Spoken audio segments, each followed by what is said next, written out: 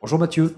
Bonjour Bertrand. On est ici chez Microsoft, version incubateur. Exactement. Vous êtes installé là depuis combien de temps? Alors là, ça fait 3 mois. On est le nouveau bureau de SmartMeUp. SmartMeUp a été fondé à Grenoble et on a fondé ce bureau en avril pour le business development. C'est tout sauf de la reconnaissance de visage. Vous êtes dans un autre registre que ça. Alors c'est vrai, on a souvent tendance à confondre analyse de visage et reconnaissance de visage. Nous, on est positionné sur l'analyse de visage.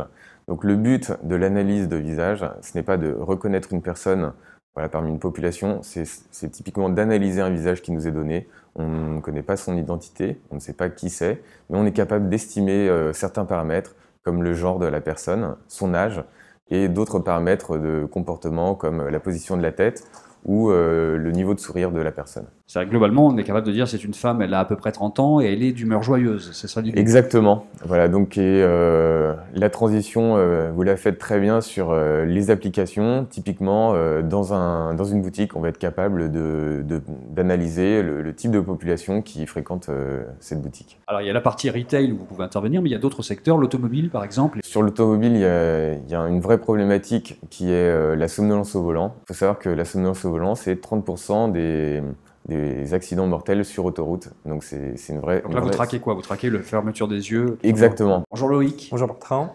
Vous êtes à l'origine docteur en intelligence artificielle. Exactement. Est-ce que l'intelligence artificielle, c'est une technologie ou une multiplicité finalement? On n'y connaît rien quand on n'est pas dans le secteur. Voilà, alors typiquement, il y a eu énormément de changements au niveau de l'intelligence artificielle. On a eu des technos qui ont existé dans les années 90 et qui ont beaucoup déçu.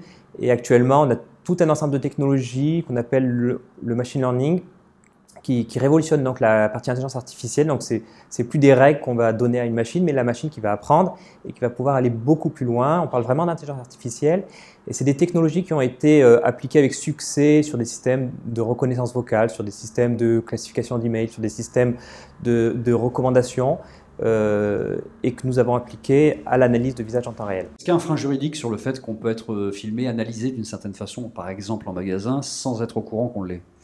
Alors, il y a tout un ensemble de législations qui sont très bien faites en France, par exemple, avec la CNIL. Il y a des règles à respecter.